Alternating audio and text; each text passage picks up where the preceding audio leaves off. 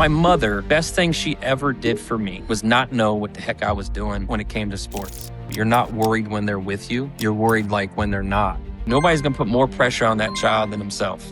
And it was like this light switched on him of going, hey, it's cool that you play basketball, but to us, you're more than that. And you're this name. And we would say, hey, you're so-and-so to me. Welcome back to the Amanda Gundel Show. Today, we're talking about something that doesn't get nearly enough attention, okay? When people think about high school athletics, they think about the games, the wins, the losses, and maybe the championships. But behind every successful athletic program is someone responsible for so much more than that. Someone who's helping shape culture, build community, support students, guide coaches, navigate parents, and, just little things like creating experiences that young people will remember for the rest of their lives. No biggie. So today's guest is one of those leaders. Brendan Netherton is the athletic director at George Washington High School in Denver, Colorado. And I'm so excited to learn more about your journey, Brendan, the lessons you've learned along the way, and what it really takes to build an athletic program that impacts students far beyond the scoreboard. So welcome, Brendan. Let's just dive in. Thank you. Thank you for just having me on the show. Like I was saying earlier, I read a lot of things about you, and just very humbling to just be here and hopefully, send some messages out and help other people with this. So yeah, thank you for having me on the show. You're so welcome. Well, let's start from the beginning because it always starts in the beginning. So tell us just a little bit about your journey and how you ended up becoming an athletic director. The truth is, I don't know. I mean, where I'm at now is definitely not where I started. And I think sports, obviously, for a lot of people have just been kind of a transformational setting or environment that there was adults in your life that kind of just guided you, that made you feel valued or heard.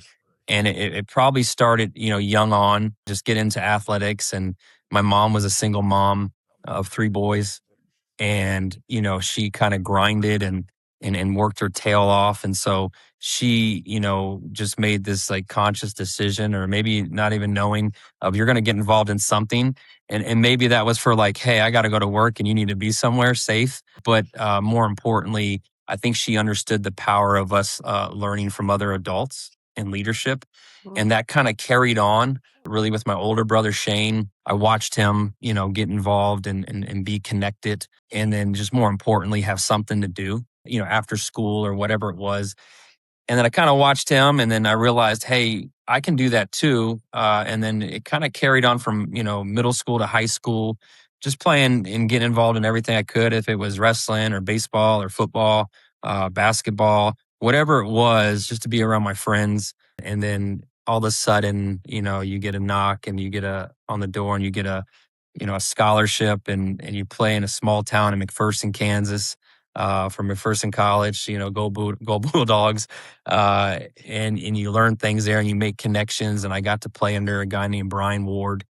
And Brian is now currently the Arizona State's, and I think he went to Arizona, I believe, Amanda. So he's at Arizona State as the defensive coordinator there, but even in high school, just, I got to be around these authentic transformational leaders from high school to college, and something just kind of clicked of like, wow, they're using this sport to change lives. And I loved how it made me feel. And then it was like, well, hey, maybe I'm going to switch my major from business to education, and I want to coach. I can't play anymore, so I want to coach. And I kind of got into teaching because of coaching, and it allowed me to still connect, still use something I knew. In some ways, didn't know it all, but I liked the feeling of just connecting. And I was like, I'm going to use this and see where it goes. And really, I wanted to just be a coach and a teacher. And then it turned into leadership somehow. Somebody trusted me with this position. And so here I am, and it's more of just, for me, God going, hey, this is where I need you. And this is where I want you. And this is what you're going to do. And so here I am. And I get to do this. Yeah. So that's kind of the journey, what brought me here in a short, I guess, paragraph or two. But that's where I'm at now. Yeah. Well, thank you for sharing that. I mean, it Yeah. sounds to me like you felt the impact of sports as you were growing up. But Yeah. now, as you've been in this role, if you were to look back just in this little part of your life, was there a moment when you realized that this work was about so much more than just sports? Yes. I would say, my first year of coaching just football, I was really young. You get into it because you're competitive and you want to win and you want to build something. You think you know it all. You get humbled because sports is humbling really quick. And I would say it's when you realize that some of your student athletes or the kids around you, you're not worried when they're with you. You're worried like when they're not. And that's even as a parent. I have a 16-year-old and she's driving now. Yeah. And so I kind of worry even when she's not with me. But, so yeah, I think when those moments happen, when you meet somebody or you meet a young individual that reminds yourself of you a little bit or has some of the stories or the cultural piece of how you grew up a little bit, you see that and then you see success and then it kind of switches for you. You go, wait a minute, wait, like you hear those stories when they come back and they're telling you about their families, they're telling about your job, they're telling you about, you're like, man, look how far you've come. And it has nothing to do with the game. It's just like as a person, you see that growth. And then, I think when those moments happen is when you go, oh, you kind of get the itch and go, how do I make change in people? Mm. And we're in the people business of like developing people, meet them where they're at, guiding them. Yeah, I think when those moments happen, it just becomes like this drug of like, wow, I want to continue to try to make impact, even if it's on one person in my career. That felt good.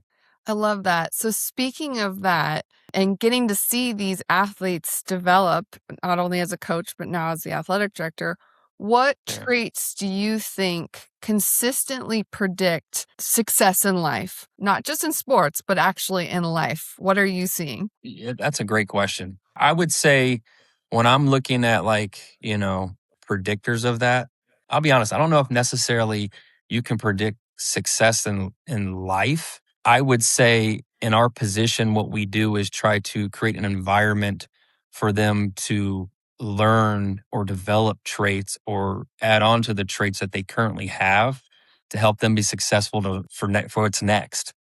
And to predict that in like education or sports, because it's ever evolving and in careers and AI and everything that's kind of going on right now, that's tough. But you're trying to predict that and go, how do I create an atmosphere at practice or an atmosphere in the classroom or an atmosphere that challenges them? I would say what I see mostly in student athletes or people that are involved, they're usually more than their title, meaning, yes, they're a student athlete, but or and they're also, they're in speech and debate, or they're involved, or they're connect. They like to make connections. You really see involvement at the high school level. Like kids are always getting involved. Typically, when someone's involved or over involved, sometimes they have this high drive, this internal just like drive. And I think a lot of athletes have that where they're just driven. We were talking earlier about my son, and he's in this batting cage and he's hitting, getting frustrated. But it's not that I'm paying attention to that. I'm seeing if he'll go back and do it again Hmm. and go through that. And so I think there's some resilience in kids or young adults that you'll see. Like can they overcome? Can they sit there and go, hey, that didn't work out the way it wanted to, but I'm okay with that. I like that. I want to challenge myself.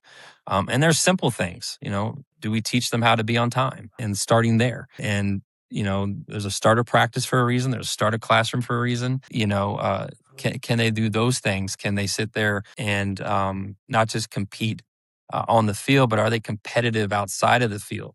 You see that a lot in high achieving kids. But more importantly, like I would say, are they able to overcome whatever that situation is? And are they creative in their thinking while they're doing that? And so I think that is really important. Well, I couldn't agree with you more because at the end of the day, life is going to punch us in the gut in some way, Yeah. whether it's, Yeah. personal, whether it's your family, whether it's your spouse, your kids. Life Right. will be full of challenges. So building that resilience muscle that you just talked about Yeah. is probably one of the best skills that you could ever ever imagine. And what I'm hearing you say is that at the end of the day, we're not just developing athletes, we're developing humans, and the Yeah. skills that they have then carry them throughout their entire lives, which is so important. I care more about, do I trust environments or kids? Like when we're creating things, do I trust them with my own kids? Like I have a measurement now too, because I am a parent. And so, yeah, I care more about, even when I'm hiring, staff, or I'm looking for a certain individual, wherever the program is, I look at the person first, and there's a reason for that. But also, I care more about the relationship, and is it transformational for that child or that young adult, than anything. As far as the sport goes, if you're going to be good at it, there's a few factors that I can't, are out of my control, right? There's God given talent, there's size, there's speed, there's things that you can't teach that you can help develop on. There's interest that has to come from you, there's attitude and effort that they own. But for us, it's more of, how are we making sure we're meeting them where they're at when they come to us? And not everybody's a leader. Not everybody is ready to, run a 4-4 or dunk a basketball or whatever. But are you ready to learn? Are you coming on time and ready to learn? And are you going to be resilient throughout that process? And can you fall in love with the process more than that goal? Mm. Those are the things that we're kind of interested in. And are you a good person? I mean, at the end of the day, part of that leadership piece that we're trying to develop is, how are you treating others? How are we paying it forward? Are you picking others up around you? Are you making sure you're accountable to them? Are you pointing at, yourself before the people around you when things are going not the way you want it to go? Those are things we're trying to develop. It's what I care about most. I mean, as I got into my career from, I told you earlier, from wanting to win and, oh yeah, yeah.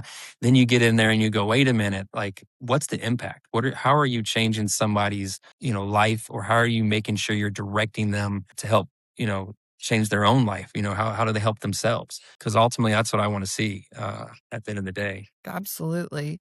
So, speaking of that, I'm sure you have countless stories, but can you think of or remember a student athlete that you'll just never forget, and like what made them so special? There's so many. I would say most recently, we had a young athlete just graduate this year, and they were at George for 4 years. There's this thing called like Maslow hierarchy of need in education, Mhm. and every kid needs something to be successful. It's like tier one is like food and housing and all these things. And you hear these stories, and they had every excuse in the world of why not. Not to say the name of the kiddo, but basketball player, and George Washington High School is known for basketball. The history. If you look back from when it started to where it's at still now, highly competitive. Probably one of the more quiet ones. Not necessarily, didn't say too much, but at the same time, you kind of looked at like their surrounding. The first thing you got was more like, do you want this or do your parents want this?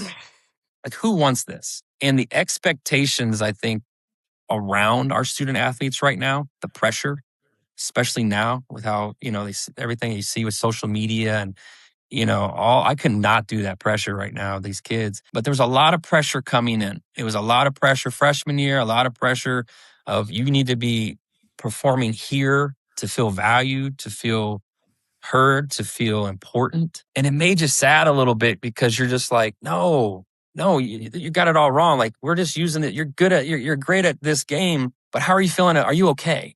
And I think we're more and more, and we talk about this later, but we have a podcast, but we're just like, hey, it's okay not to be okay. And then where do you go when you're not feeling that way?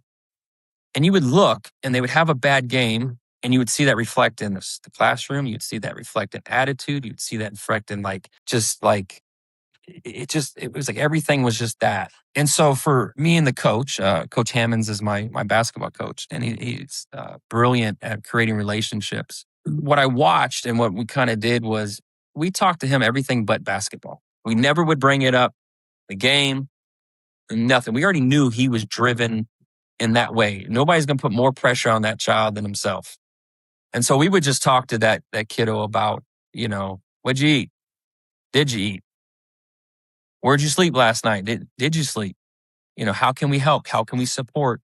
You keep doing it, whatever. And then it was just like, you know what? What else is he interested in? And then we started getting somewhere. It was about fashion, and it was about, hey, I don't know if I want to play basketball in college. I think I might want to go to the military. I might, and you start talking to him, and just brilliant. And it was like this light switched on him of going, hey, it's cool that you play basketball, but to us, you're more than that, and you're this name. And we would say, hey, you're so and so to me. And come graduation, I captured a cool little photo of him. I've never seen this, but he's smiling. I mean, just ear to ear, and he kind of giggled. And I just said, there it is, Mm. there it is. Whatever you just felt in that moment, I hope you feel that all the time. I hope you find value in who you are, and you find out who you are as a person, and whatever that takes. But I think it's that piece. We've had kids that you want to adopt and bring home, and just give a foundation to. But there's stories like that, and sometimes it's as simple as a smile or a smirk going, "You're going to be all right." Yeah. And so I think thinking of him, yeah, for sure. He's one for sure. That feels like a closing scene of a great movie, right? Where, Yeah, "Okay, I know you're gonna be yeah, okay." We'll see if yeah. Denzel Washington will play you, Brendan. Oh, that I look, he's I don't I don't know if I'm the AD he'd want to play. But yeah, Yeah. it's just those moments of you get with a kid or a young adult, and you empower them to thrive in whatever that next step for them is. Yeah. And for him it was just that smirk, and I go, "Oh, that's different." Yeah. I love So that. It's interesting because I love how you're talking about, what lights this child up more than just athletics. So they're not just dependent mentally on the success or not success of the game.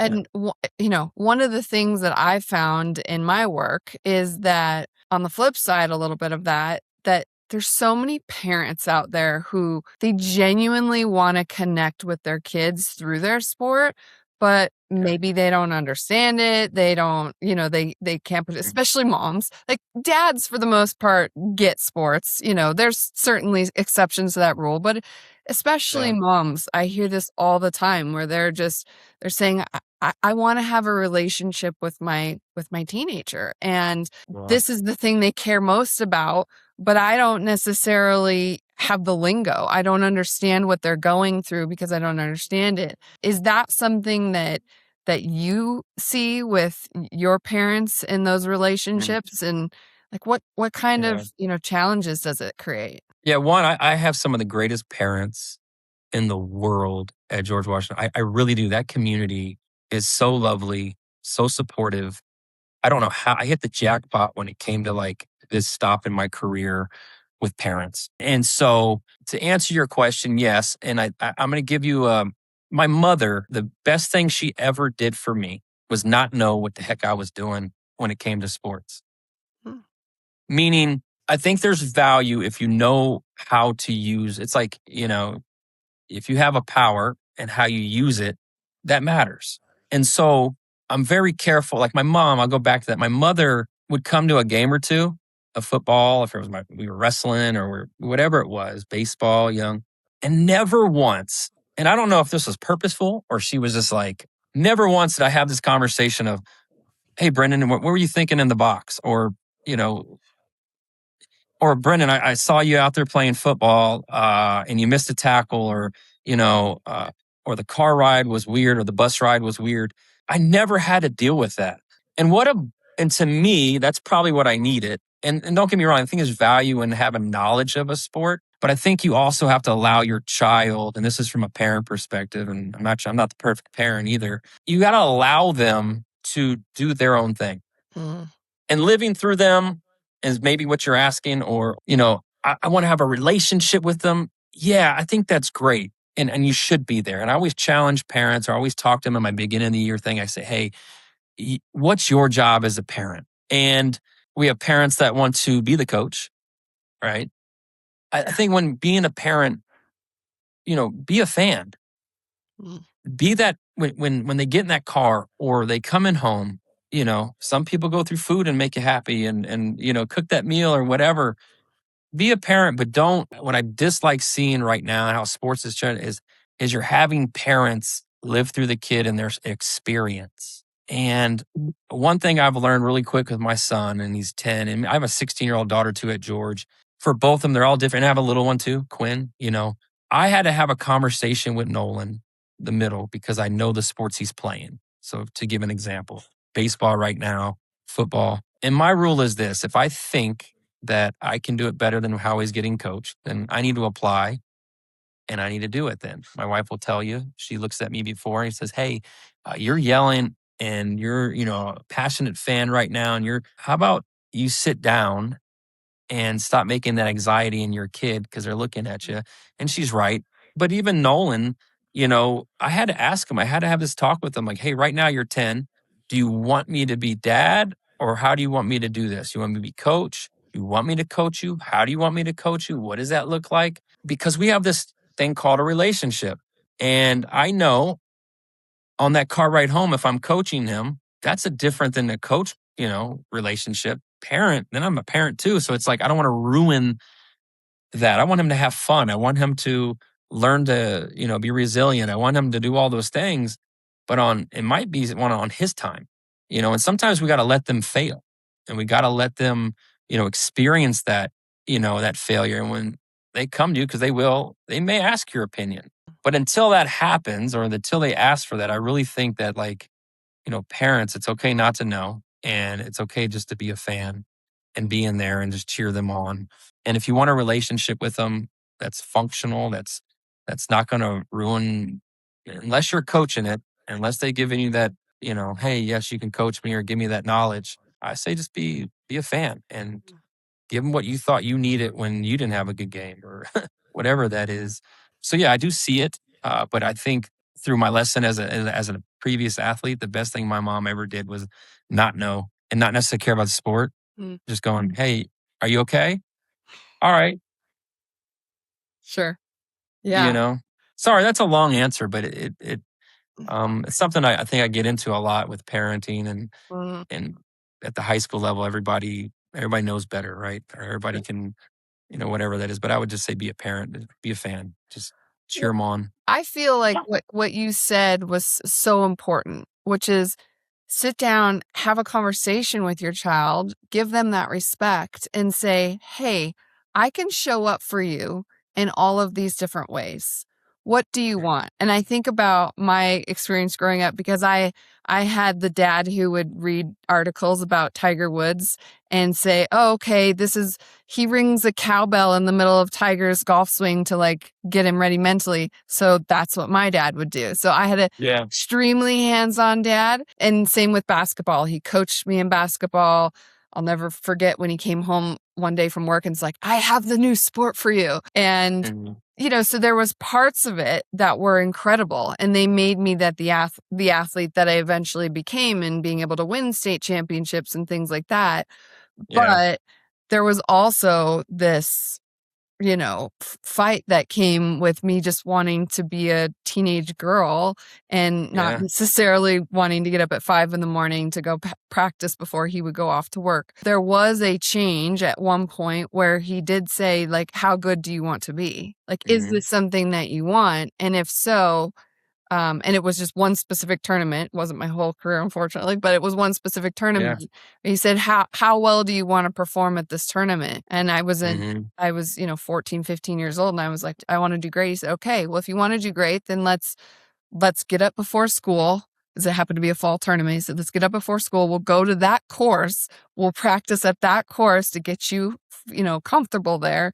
And Yeah. I did that for a few weeks. And then I ended up, finishing near the top. But Nice. it was my decision. Right. And so Yeah. I think that advice of yours is so important for parents to hear. Right. Yeah. That, how involved do you really want me to be? Because some kids might say, actually, I do want you to comment on my performance. And Mhm. some might just say, literally, I just want you to cheer. Yeah. Yeah. I think that's at some point. you might see something in your child and we all do, that's like, hey, that's your passion. You love doing this. And I think the other thing is, I always ask parents too, is like, do they do it on their own?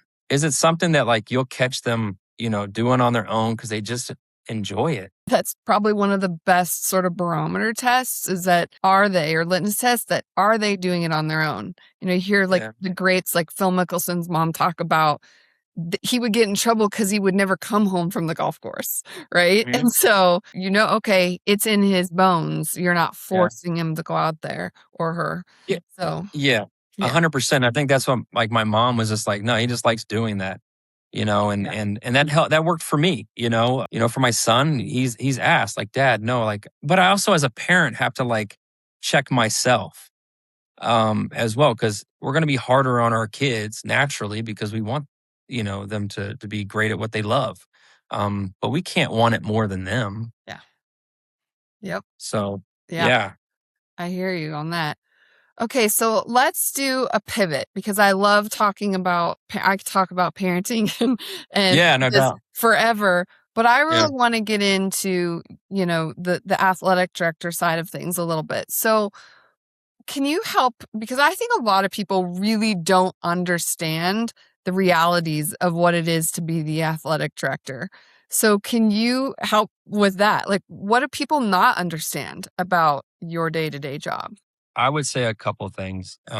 What you see as an end product typically is what we're measured on, but not all the work that's gone in previously to what you just saw, even if it's one game. Like, so the operational aspect, there's so many different things. When people ask what I do, it's a title, but what I actually do, I always feel like is like other duties assigned when I walk into a building of what I plan to be doing for my job. And so the best way to describe it is like controlled chaos at times. And so at the high school level, being an athletic director and what people may not understand is time. And the time that when people think 3:30, or 4 o'clock hits, everybody goes home. Well, typically in a building, if you want to be, if it's like a George Washington or a Denver Public School or East or wherever you're at, that's just when it starts. So you think about it now, and I always go in this, way. What starts for me is like I always think, okay, where's the supervision? Where's the safety in what we're doing? And so it's like, where are our kids at? Are they with an adult? Do my coaches, have we communicated to our parents and players and whatnot of when practice is, when it stops? Have we put in, an operational plan for people to be where they need to be for a game, for a practice? It's never ending. And I think the time that it takes to create systems to run while you're there, but also when you're not there, I would say I probably put on, and I think we track this, about 30 hours a week extra on top of my 40-hour job. And so you don't get paid for that. That's not like you get some extra thing because I'm also an assistant principal and activity director as well. And so I think that scope of things of like, hey, how do I manage my time for my family? How do I manage time for the other people that work in this operational, place for athletics for their families? There's just this whole other world and whole other time frame that happens after school that you're responsible for ultimately. There's a pressure there for athletic directors right now, at least in Colorado. And when I go to these national conventions, other places too,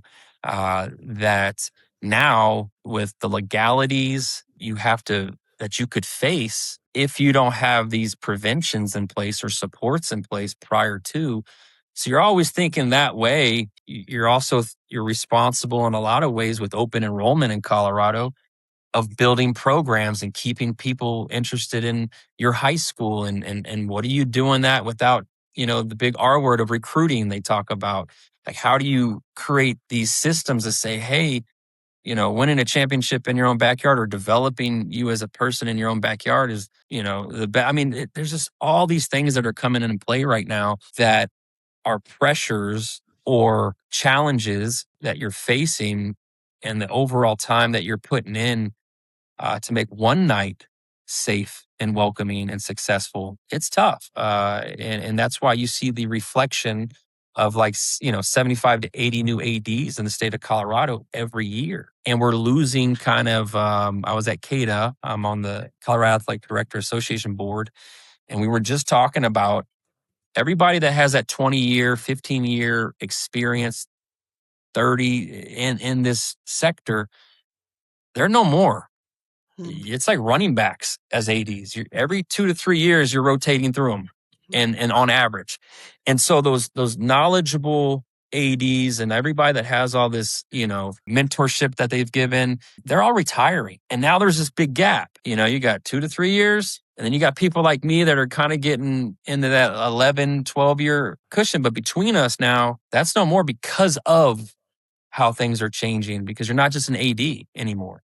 You run the operations of a building. You're an assistant principal. You have evaluations of teachers. But that responsibility now is getting harder because of I said legalities, but it's really of like, you could do something wrong or not check something and your job's done. Yeah. So that's scary. Um, Yeah. so just thinking about, I mean, because we're all human, but Yep. thinking about everything that you just said with this immense turnover, whether it's Mhm. because somebody gets fired for making a mistake or because it's just pure burnout, like a running back who has the average career of 3 years, what do you think, like, what support do athletic directors need that they're not receiving?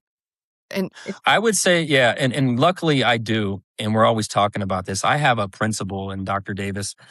She does a tremendous job of making sure just little things like, hey, when we do the supervision schedule, and we have 3, 4, 5 events a night throughout a high school year.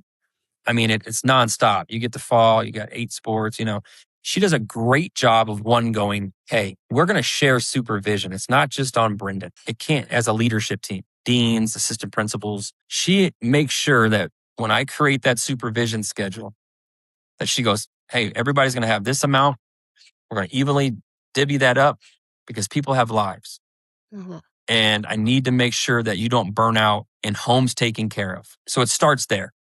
It starts with a principal at your building going, hey, what is it that you need and what is it that you value? And for me, it's always time, because she knows, and she'll tell you this if you ever interviewed her, time can burn anybody out really quick, in support. And then the second part of that support piece is, you know, I have to make sure that I create a system that if I'm gone and not there, my team knows how to run that event, from the safety aspect to the operational aspect to being face in the community, so the community knows who they are. They know what's going on, and so that's a little bit on us too to make sure that's happening. But she does a really good job of that. And then the support piece, she makes it where I'm not afraid in a leadership capacity to come to her going, hey, my bucket's full. Mm. And I think that safe space in any organization, it's not just, but for sure, athletic directors, it's, hey, I'm not doing all right. I need a day, or I need, dot, dot, dot. And she does such a great job of going, okay, how do we make that happen? How can I support you? Who needs to take that on my team? Yeah. But the reason she does that is, guess what she used to do? She used to be an athletic director. And so she understands that it's like, that's a lot of time. It's in a building that's principal, and no offense to anybody else, athletic director, and responsibility in making that thing kind of go, because athletics is a front porch of your school. So I think Yeah. it starts there.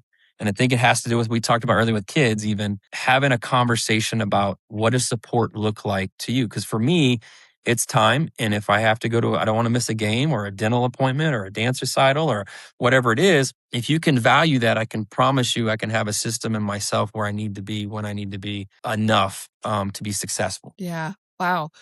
I mean, what a blessing to have her as Yeah, your leader.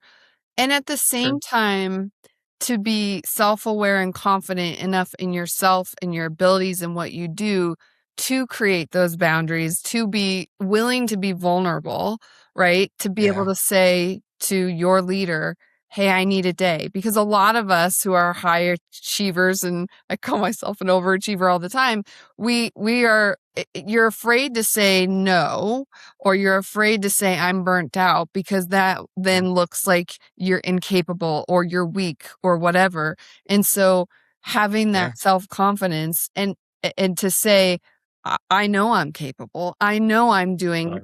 everything I possibly can, and not but, and I need a break.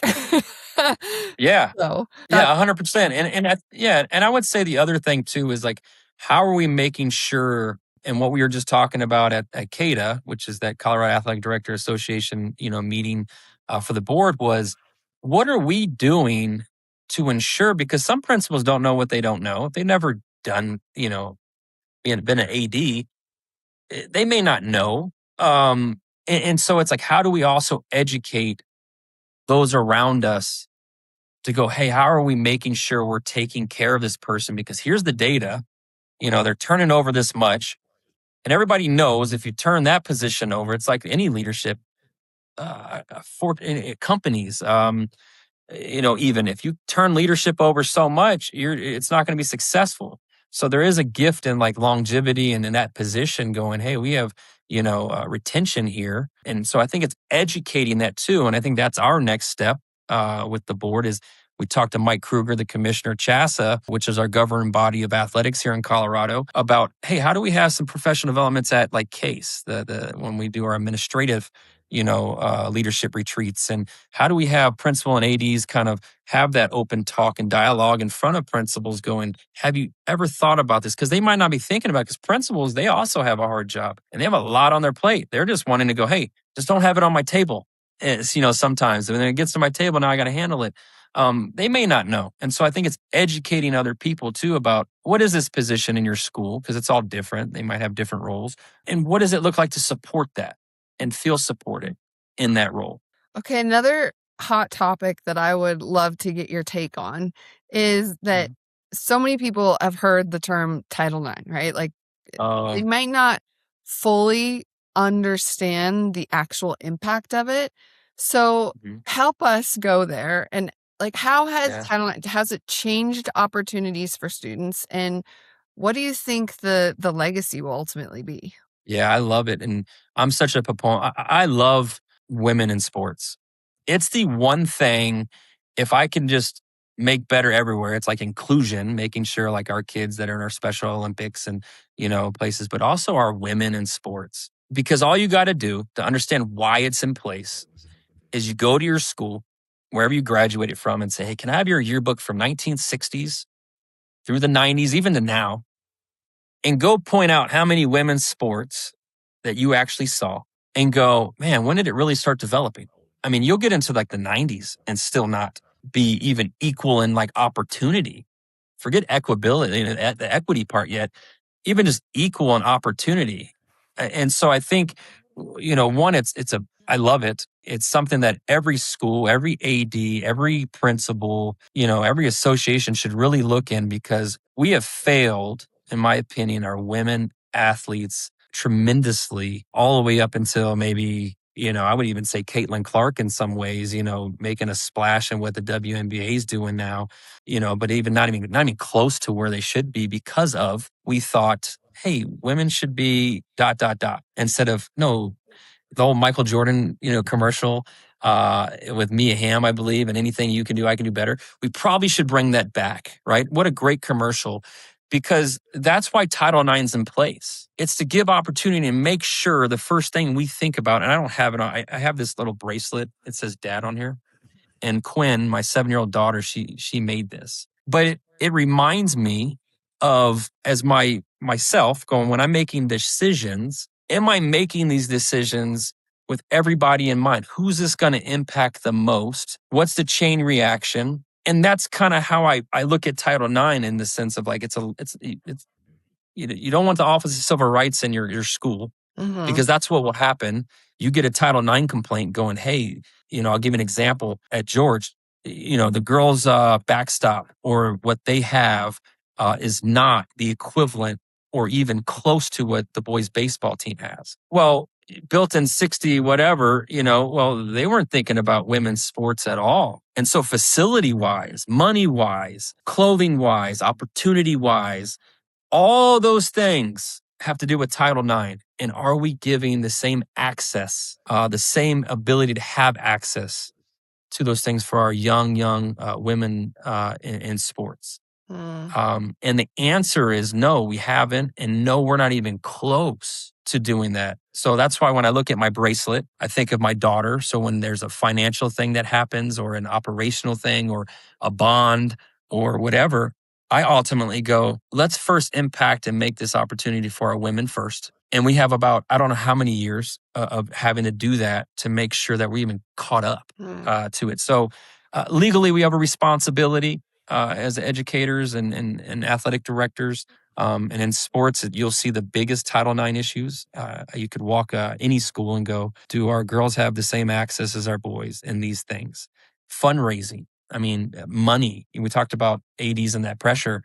You got to have a system to make sure that even money or when you're fundraising, is that having equity in your system to make sure that they have access to that. And yeah, that's kind of just a smidgen of what Title IX is, what it means to me. But I do like that it was set in place. And like I tell everybody, laws are set in place for a reason. And that one in high school athletics is important, but it's ever evolving. It's scary because you might not mean to make a mistake, but someone can say, hey, that's a Title, I'm going to just file a Title IX complaint. And if there's any opportunity for the Office of Civil Rights to go, yeah, that shouldn't be happening, they'll come in and turn everything over. And rightfully so. Yeah.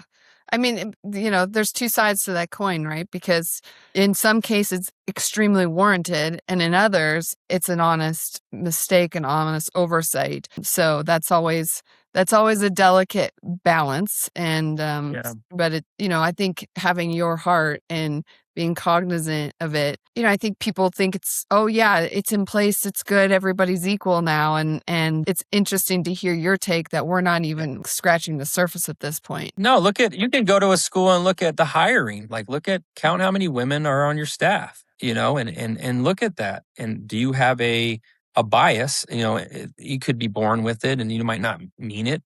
But you got to check your biases sometimes. And I think that's why I look at my daughter's, bracelet she made me and going, okay, I might have something I'm not even meaning to do, but let me make sure, let me have a checkbox, And so I think that's that to help it out, help other ADs out. You got to do that. Yeah, definitely. So, in terms of another topic that I think would be very interesting to get your take on is the world of college athletics, because it's also, talked about in that Yeah. sense. But, what Yeah. have you seen in terms of those dramatic changes that have happened and how within colleges, and how is that impacting high school athletics? I don't know how college coaches do it right now because gone is the transformational coach. It's Mm. all transactional in my opinion right now. And that to me is just so disheartening because now it's just more of individualizes everything and it's against my philosophy of who I am and why I got into this. And it's so transactional at that level. And I believe the pendulum will swing.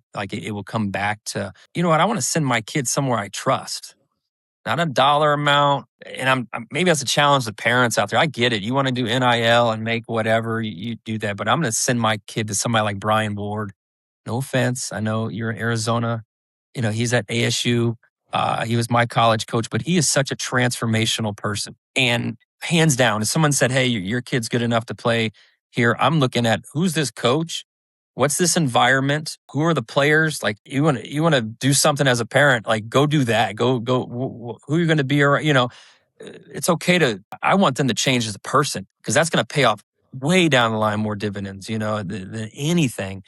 And I think the relationships of high school to college now is our kids with social media and not playing outside, which I can get into a whole nother thing. I get a PhD on why we should play outside and be creative.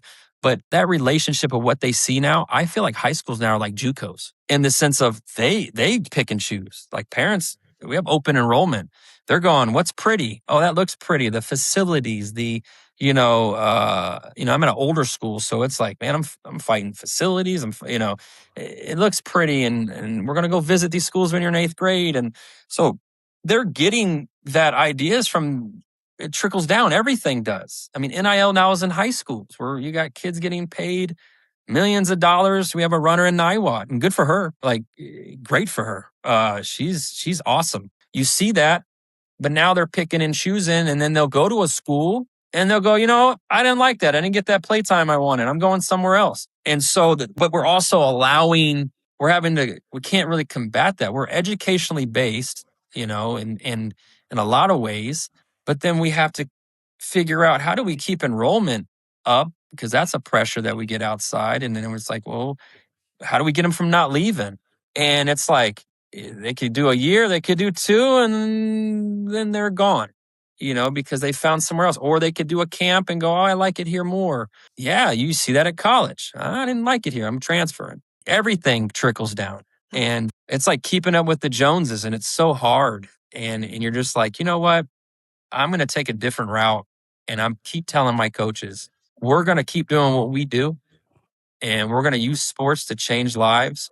And we're going to use sports to help and support parents and community. And we're going to help use sports and activities, not just sports, but you can play chess, and that's what you love. I love it. We're going to use it to make sure you feel valued and heard. We're going to use it to empower you to get those skills that we think that we want to help you develop, to help you be resilient later on. We're going to use this strictly as an extension of a classroom for the whole child, and let everybody else do what they do, because right now they see it, they want to do it. That's just how it is right now. But what a legacy to leave, like, with that, that mindset, because years from now, I mean, most people, they won't remember the score of the game or, Right. Wins or losses, but they are going to remember the coach who believed in them, the teammate who became their lifelong friend, as we talked about, the lessons they learned through adversity to give them that resilience.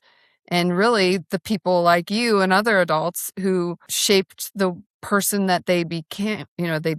So, yeah, because we have a responsibility, and I really believe this, is you're trusting me with your child, and we have to create environments, first class environments. And I'm not saying the pretty things like the buildings and the weights that are, we have to create a first class environment that you trust, and you trust that ultimately I'll have to make a decision if I trust my own kid in that environment, or am I developing those coaches to be more like relationship based and transformational based. We like winning, that's fun. Don't get me wrong. Kids like to win. They like to see the fruits of their labor in a sport. But ultimately, like, we want to make sure that you have a place and a person to connect with, if it's peer, coach, admin, teacher, when things aren't going well. Because as a parent, my 16-year-old's not coming to me for everything. I thought so. I thought I raised it enough to go, hey, I'm here, I'm dad. And sometimes she's like, Dad, no. And I want to make sure she's somewhere that she can go, hey, I'm not okay. Or, hey, I had a great day. Dad saw it, but I want to tell you about it. I want that. And I think we'll get back to that. I think there's college coaches, like I said, Brian Ward. I could call him now and say, hey, something's going on. What's going on, Brendan? Hey, I just wanted to say good luck this season. I got you. Or when he's in town, he talks to my kid or whatever it is. That's what I want. I want you to come back to somewhere to go, man, you remember this? Has nothing to do with the sport typically either. yeah. And so, yeah. Well, thank you so much for, the work you do for students, for the families, Yeah. for the community. And I so appreciate you Yeah. sharing your story with us today. Yeah. So where can people learn about you and your school and your athletic program? Yeah. We're open door. I hope people can come in and come to George Washington High School. We're always at the front door. I'm more of a face-to-face. Come talk to me. Tell me your worries. Tell me your excitements, whatever it is. You come and get to know me. Obviously, we're redoing our website at George Washington High School. We're trying to make it more user-friendly. So I'm working on the athletic one this summer and whatnot. And you can do that. But I'd much rather you come in and stop by. And if it's breakfast or some tea or coffee conversation, please come in. Let's converse about what's best for your kid and what you're looking for, or even yourself as a community member. How can we support? Perfect. Well, thank you again for joining us. And Yeah. thank you to everyone who's listening to this podcast, because if today's conversation reminded you based on, I love that you said Brian Ward's name so many times, because Yeah. if this conversation made you think of a coach, a teacher, one of your parents, a teammate, whoever, who made a difference in your life, reach out to them. Let them know. It Oh, means yeah. the world, right? So Yeah, and I agree. Yes, please do, and thank you for having me. I appreciate it. Very humbled, and hopefully we get to talk to each other soon. sounds great. Well, thank you so much, Brendan. And we'll Hey, see you thank you, next Amanda. time, everyone.